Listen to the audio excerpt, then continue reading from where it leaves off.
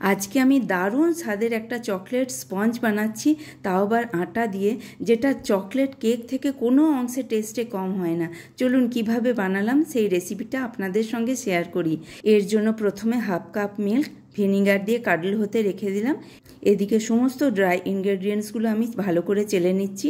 এর মধ্যে আমি 2 কাপ আটা নিয়েছি, 1 cup cocoa powder, 2 teaspoon baking powder, 1 teaspoon baking soda নিয়ে আমি ভালো করে চেলে নিলাম। ড্রাই ইনগ্রেডিয়েন্টসগুলো ভালো করে চেলে নেওয়ার পর লিকুইড ইনগ্রেডিয়েন্টসের মধ্যে কাডল মিল্কের সঙ্গে রিফাইন অয়েল মিক্স করে নিয়েছি, ভ্যানিলা এসেন্স আর পাউডার সুগার সব একসঙ্গে মিক্স করার পর অয়েল দিয়ে গ্রিস করা কেক মোল্ডের মধ্যে আমি পুরো ব্যাটারটা ফিল করে নিলাম। এরপর প্রিহিট করা কড়াইয়ের মধ্যে আমি কেক মোল্ডটা রেখে দিলাম 40 থেকে 45 মিনিটসের মতন। দেখুন 45 মিনিটস আমার হয়ে গেছে। কি সুন্দর কালার এসছে আর হেলদি চকলেট স্পঞ্জটাও আমার রেডি হয়ে গেল। এই রেসিপিটা অবশ্যই ট্রাই করে দেখবেন।